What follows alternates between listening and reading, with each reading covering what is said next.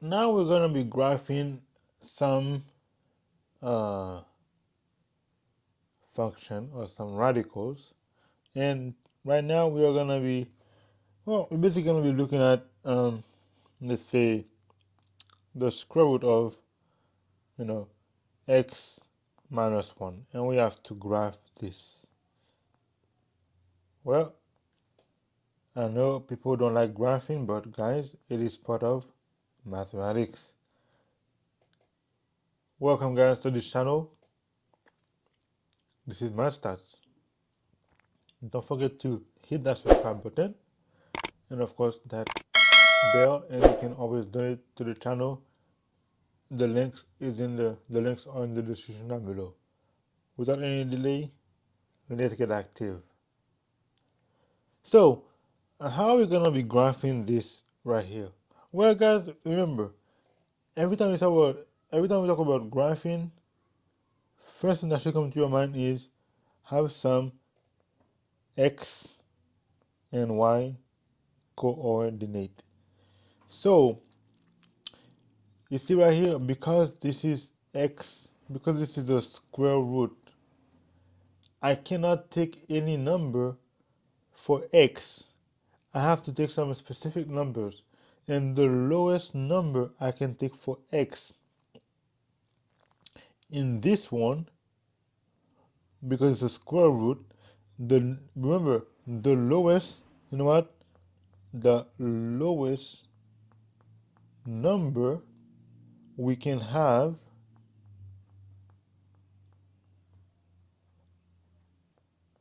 on this one, on this, is 0. So what number for x would make everything here equal to 0? It will be 1.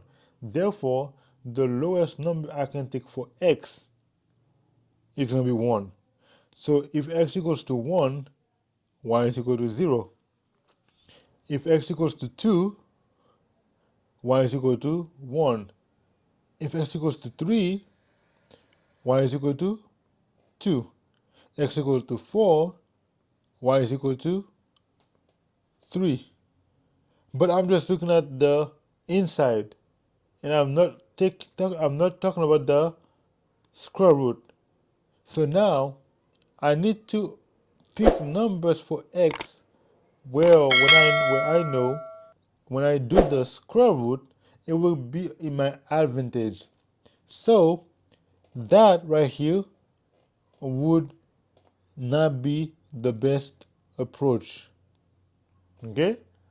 What I'm gonna do is I'm gonna write a different set. I'm gonna say, you know what, x and y. Well, I know if x equals to 1, that's gonna be 0, and square root of 0 is 0. So that's very easy. If I take x equals to 2, the radicand right here is gonna be equal to 1, and the square root of 1 is 1, and that also is very easy.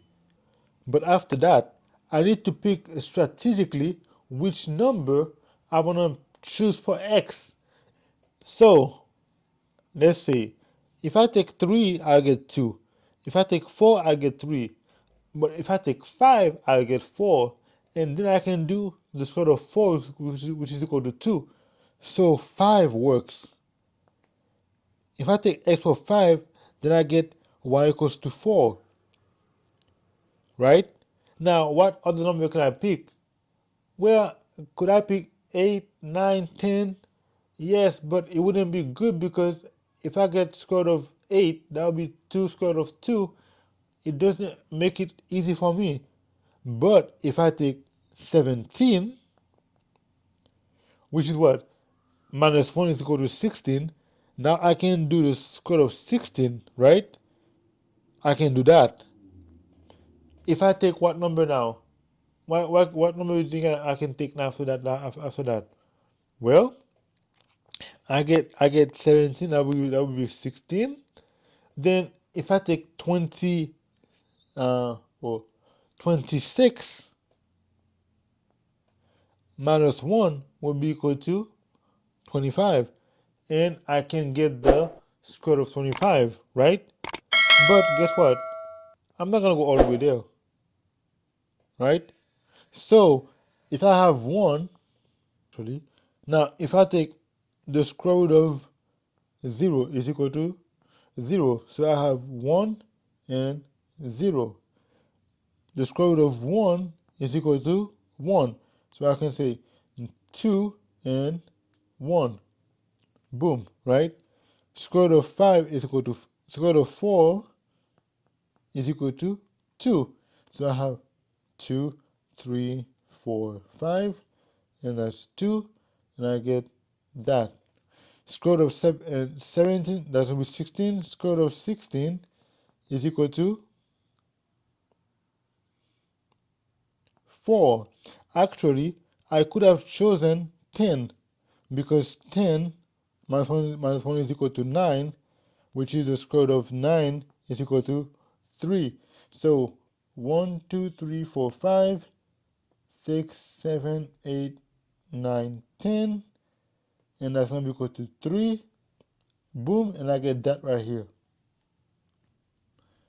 That. But you see, that's not right because I started at 1. So I'm going to have to erase that part right here, right? Because it's 1, 0. So 1, 0 is right here, and then 2, 1 is right here, and then we have 3, 4, 5 is right here, 6, 7, 8, 9, 10 is right here. So I get it from this. And that actually is the graph of the square root of x minus 1. So guys, I hope you guys understand this one. And if you don't understand, you can always comment below and say, hey, can you do a second exercise, a second example of this so that I can understand it much better. But I'm going to stop it right here. This is Math Stats. I hope to see you guys again. Until then, Math Stats out.